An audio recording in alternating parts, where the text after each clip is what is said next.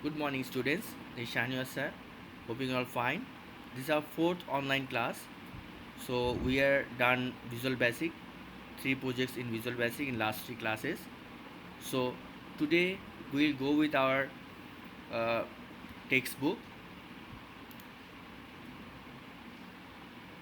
The topic of the class is introducing Visual Basic. That is chapter 8 from your textbook, page 121. The question that we'll do today: define the term Visual Basic, define the term basic programming, state the names of different versions of basic, define the term GUI, explain five common properties of Visual Basic. So these are the five questions you have to write after the class. You have to write in your copy. So now get ready with your textbook and class or copy. Open your textbook, go to page number 121, 121 of your textbook. Here we are. The chapter is Introduction to Visual Basic. So the lesson objective of the chapter is, at the end of this lesson, students should be able to create simple buttons and associated events in Visual Basic. So we're done three projects in Visual Basic. We learn how to create buttons and program with buttons. So today you have already learned QBasic. QBasic is a DOS program. It has text only environment. We have done QBasic in our third quarter. So here it is. Visual Basic is similar to QBasic but uses graphical user interface GUI. It's a graphical based programming. So everything is visible, tools and everything. So Visual Basic is not about just text, but it has icons, buttons, menus, dialog boxes, and windows. In this chapter, you learn about Visual Basic 2010. In our case, we are doing Visual Basic 6. So Visual Basic 6 is more user friendly. So let me start with the chapter now. So there's a question: what is Visual Basic? So the question answer will be, just mark in your book. Visual Basic is a high-level programming language which has evolved from the DOS-based programming language BASIC.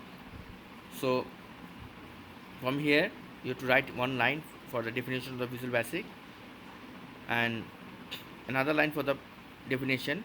Visual Basic is an event-driven programming language and uses graphical user interface GUI. So you write for the definition one line from here and another line from here. Okay, this was the definition for the Visual Basic programming.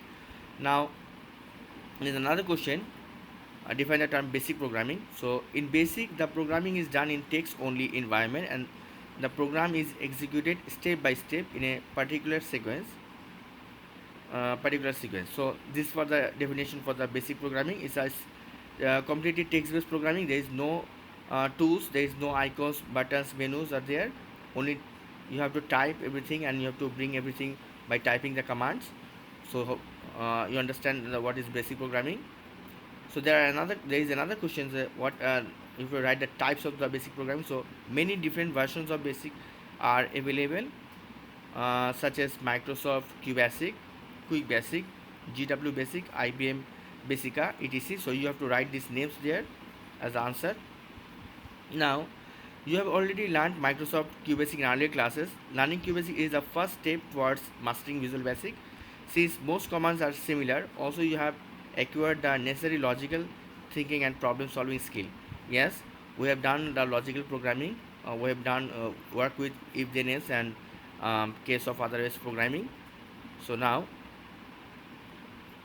Visual is an event driving programming language and uses graphical user interface GUI.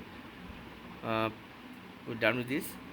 As you are aware, GUI refers to a visual way of uh, interacting with the computer using items such as icons, menus, buttons, and windows. So the definition for the GUI you have to write from here for up to Windows. So these are for the GUI programming. These are these divergence from the old DOS based basic. Okay, the difference between the basic and the Visual Basic is that is Visual Basic is a GUI based programming, graphical user interface based programming. It has uh, um, icons, buttons, menus, dialog boxes, and windows. So now Microsoft Visual is used to create program or application for Microsoft Windows. Here we will use the version called Visual Basic 2010. In our case, we are using Visual Basic 6.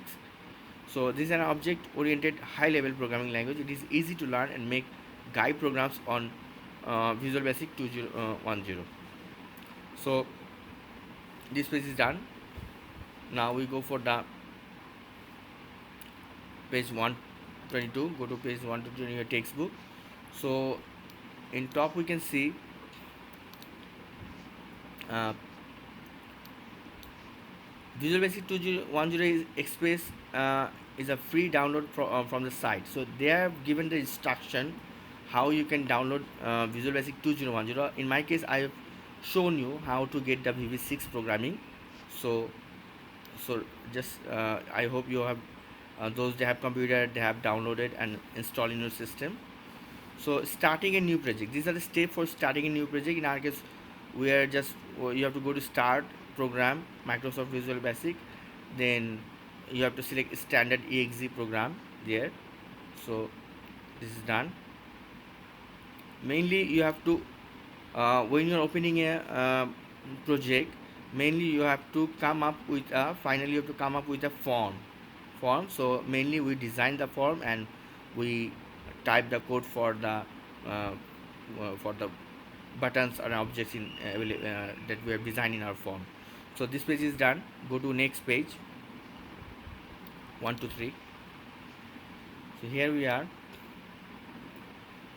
Your choice, you may change the size of this form in design mode by dragging its corner or by changing the value under properties. So yes, I've shown you how to resize the form. When you open the form first time, just you can resize by dragging with your mouse. So now go for the screen 3. Screen 3, this is important. So here we can see this side in our programming we have the toolbox here a bit different in VB6. This is a form window similar as the VB6 programming, and this is a project. Let me make it a bit bigger here. So this is this side we have the project window. This side we have the project window. In project window we can see how many forms and other how many projects were open. So it shows those properties, and these are the properties window. Here whatever the object you have in your form, for every object, for selected object, the properties are shown here. So this page, let me take you down. Placing control on the form. So you have now opened a blank Windows application form. Now let us design the form. This form is designed by adding controls using tools present in the toolbar that normally we click on the buttons, labels, the text box, and we can just simply drag it over here and can place the control in the form. So this page done. We have done with this page. Now go to page number 124. So they are just working with the button and they are showing here how to work with the button, how to change the caption, and this thing we have done in our previous 3 project. So now these are important point. Now there is a question. You have to explain 5 common properties of the Visual Basic programming. So let's see. Think of each GUI component as an object. Each object has a few associated properties. These properties clearly define the object. The properties for the object are set after it has been placed on the form. A few common properties are listed below. Name, it gives a name to the form or control to which it refers. We can simply change the name of the form or other object in our programming.